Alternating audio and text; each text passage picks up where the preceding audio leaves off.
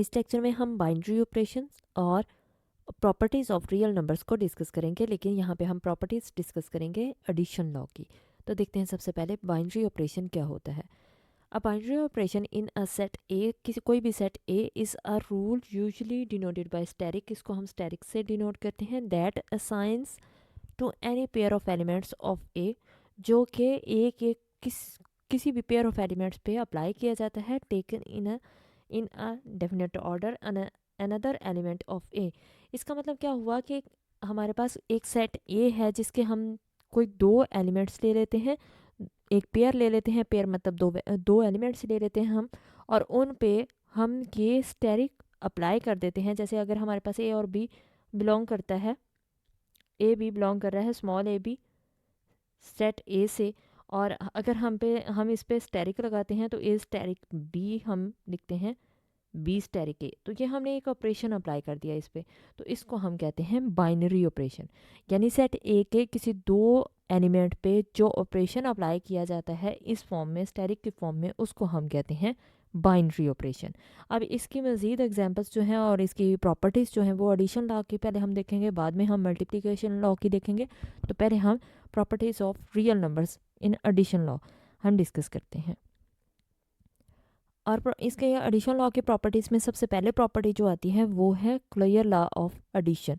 तो clear law क्या होता है कि अगर A B, for all A B belongs to R, A और बी हमने सेट किस में से लिए हैं, आर सेट में से, सेट ऑफ रियल नंबर्स में से। और क्लियर लॉ क्या होता है कि ए प्लस बी भी बिलोंग करेगा, अगर ए और बी दो एलिमेंट्स हैं, कोई भी दो एलिमेंट्स हैं जो कि रियल लाइन से, रियल नंबर्स के सेट से बिलोंग कर रहे हैं, तो उनका सम भी रियल नंबर्स के सेट से ही बिलोंग करेगा। और ये कैसे बिलोंग करेगा, ये by clear law of addition से ये बिलोंग करेगा। यानी कोई भी नंबर अगर 2 और 3, अगर कोई एक नंबर 2 है और दूसरा 3 है, ये दो नंबर्स कहाँ से बिलोंग कर रहे हैं, सेट ऑफ रियल नंबर से, तो इनका सेट भी कहाँ जाएगा, इनका सेट भी फिर बिलोंग करेगा। क्लियर प्रॉपर्टी क्या कहती है कि इनका सम भी बिलोंग करेगा सेट ऑफ रियल नंबर से। यानी 5 आ जाएगा तो 5 भी बिलोंग करेगा सेट ऑफ रियल नंबर से। तो ये हमारे पास इसकी क्लियर लॉ ऑफ एडिशन है। नेक्स्ट हम देखते हैं associative law of addition. Associative law में क्या होता है, 3 वैल्यूज यूज़ होती हैं।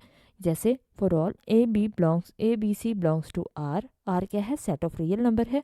और एसोसिएटिव प्रॉपर्टी क्या होती है, ए प्लस बी प्लस सी, और यानी दो वैल्यूज़ को पहले बी और सी का सम करें, उसको ए में ऐड कर दें, वो इक्वल होता है ए और बी का सम करें और उसको सी में ऐड कर दें, यानी इन दोनों का सम इक्वल होता है।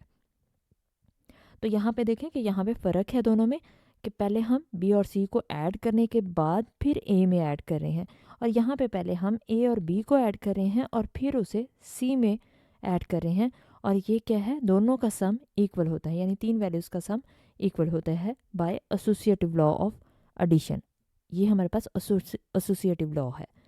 नेक्स्ट हम देखते हैं एडिटिव आइडेंटिटी क्या होती है। तो एडिटिव आइडेंटिटी क्या होती है, for all A belongs to R, set of real numbers. याद रखें आर क्या है, ये कैपिटल आर किसको डिनोट कर रहा है, ये सेट ऑफ रियल नंबर्स को डिनोट कर रहा है। और ए क्या है, इसका कोई भी एलिमेंट है।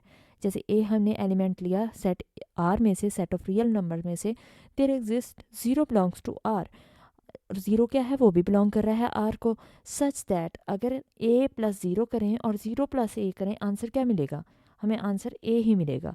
तो इसका मतलब क्या हुआ कि ऐसा नंबर जो हम किसी वैल्यू में ऐड करें और हमें वही वैल्यू मिल जाए, तो उसे हम कहते हैं ये इसकी एडिटिव आइडेंटिटी है।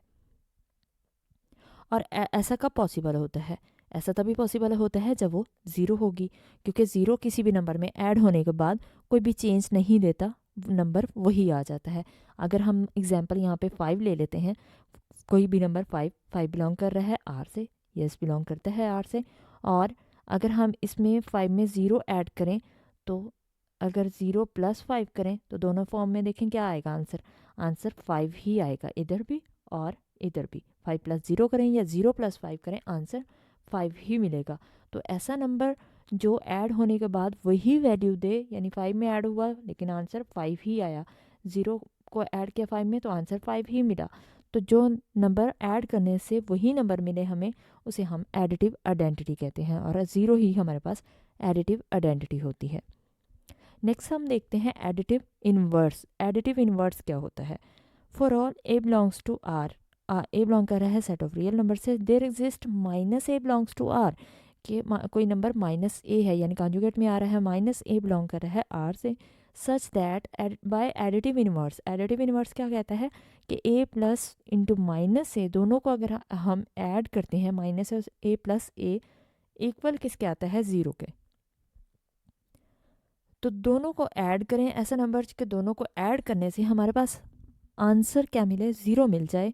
वो कोई भी नंबर जो ऐड करने के बाद हमें आंसर ज़ीरो दे दे तो इसका मतलब वो उसका एडिटिव इन्वर्स होगा। अब इसको हम एक एग्जाम्पल से समझते हैं।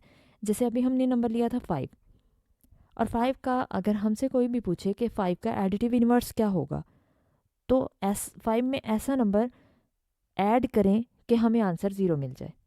अब यहाँ पे हमें ऐड करना है और हमें आंसर क्या चाहिए? ज़ीरो चाहिए। तो फिर हमें इसमें क्या ऐड करना होगा? 5 में हम ऑब्वियस है कि -5 ऐड करेंगे तब ही आंसर ज़ीरो मिलेगा। तो फिर हम क्या कहेंगे कि -5 इसका 5 का एडिटिव इन्वर्स है। 5 का एडिटिव इन्वर्स क्या है? -5, क्योंकि -5 इसमें ऐड करने से आंसर ज़ीरो मिल रहा है।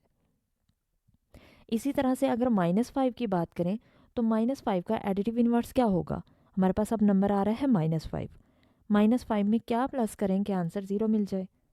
तो -5 में हम 5 प्लस करेंगे तो आंसर ज़ीरो मिलेगा। इसका मतलब -5 का एडिटिव इन्वर्स कौन सा है? -5 का एडिटिव इन्वर्स 5 है। एक और एग्जांपल ले सकते हैं यहाँ पे, जैसे 1/7 है, तो 1/7 का एडिटिव इन्वर्स क्या होगा? 1/7 में ऐसा नंबर ऐड करें कि आंसर ज़ीरो मिले। तो कौन सा नंबर ऐड करेंगे? इसका मतलब हम -1/7 ऐड करेंगे तो आंसर ज़ीरो मिलेगा। तो 1/7 का एडिटिव इन्वर्स क्या है? -1/7 है। तो एडिटिव इन्वर्स क्या समझ आया कि ऐसा नंबर जो किसी वैल्यू में ऐड होने के बाद आंसर ज़ीरो दे तो उसको हम कहते हैं एडिटिव इन्वर्स। तो ये हमारे पास प्रॉपर्टीज़ थी। और यहाँ पे कम्यूटेटिव लॉ देखते हैं। कम्यूटेटिव लॉ ऑफ एडिशन क्या होता है? फॉर एडिशन इसके लिए हमें दो नंबर चाहिए होते हैं, ए और बी। ए और बी बिलोंग कर रहा है आर से, और ए प्लस बी इक्वल होता है बी प्लस ए में, यानी दोनों की एडिशन करें और आंसर इक्वल आए उसको हम कहते हैं commutative law of for addition. और ऐसा होता है, मतलब इस लॉ के अकॉर्डिंग यही होता है कि अगर दो नंबर्स बिलोंग कर रहे हैं आर से तो फिर उनका सम, उनकी जगह चेंज करने से फ़र्क नहीं पड़ेगा, उनका सम इक्वल आएगा और उसको हम कहते हैं कम्यूटेटिव लॉ। ये कम्यूटेटिव लॉ के अकॉर्डिंग ही इक्वल आता है। तो ये हमारे पास इसके लिए प्रॉपर्टीज़ थी, बाइनरी ऑपरेशन की डेफिनेशन और रियल नंबर्स की प्रॉपर्टीज़ थी।